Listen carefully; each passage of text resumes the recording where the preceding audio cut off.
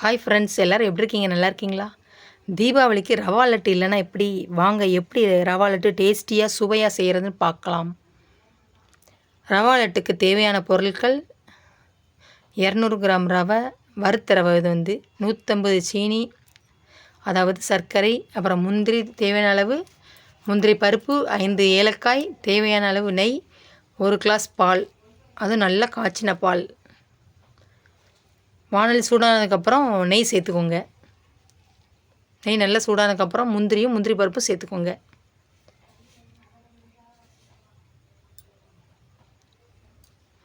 நல்லா கலர் மாறுற அளவுக்கு நல்லா கிண்டி விட்டுக்கோங்க. முந்திரியும் நல்லா புஷ்ஷுன்னு வரும்.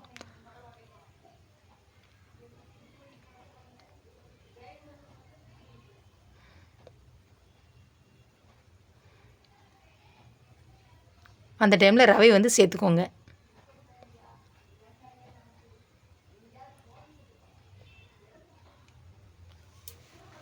ரவையை சேர்த்துட்டு கிண்டி விடும்போது அடுப்பை சிம்மில் வச்சுக்கோங்க. நல்லா 2 நிமிஷம் நல்லா கிண்டி விடுங்க.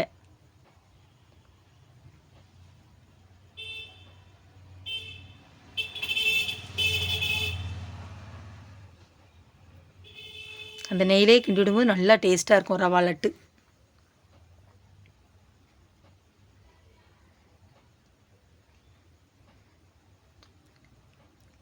இந்த மாதிரி செஞ்சு கொடுக்கும்போது சின்ன குழந்தைகளுக்கு ரொம்ப பிடிக்கும். அதனால் கட்டாயம் தீபாவளிக்கு இந்த ரவா லட்டு செஞ்சு கொடுங்க.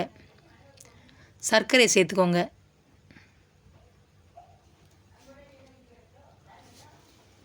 சேர்த்துட்டு அதையுமே நல்லா கிண்டி விட்டுக்கோங்க.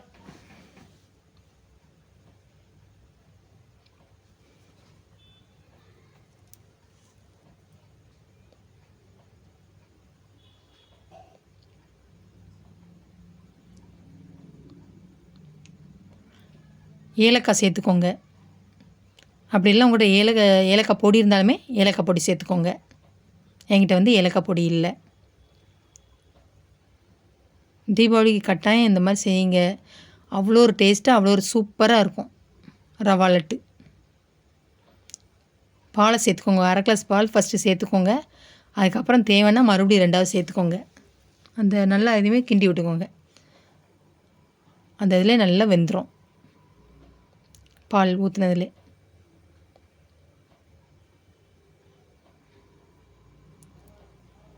நல்லா வெந்ததுக்கப்புறம் ஆறுனதுக்கப்புறம் நல்லா உருண்டை பிடிச்சிக்கோங்க. அதாவது உங்களுக்கு எந்த அளவுக்கு லட்டு தேவையோ அந்த அளவுக்கு லட்டு பிடிச்சிக்கோங்க. டேஸ்டான சூப்பரான சுவையான rava laddu ready. Advance happy Deepavali நல்வாழ்த்துக்கள் ஃப்ரெண்ட்ஸ். சந்தோஷமாக நல்லா கொண்டாடுங்க. என்னோடய வீடியோ பிடிச்சிருந்தால் லைக் பண்ணுங்கள், ஷேர் பண்ணுங்கள், கமெண்ட் பண்ணுங்கள். செல்வி விஸ்வா சேனலை சப்ஸ்கிரைப் பண்ணுங்கள்.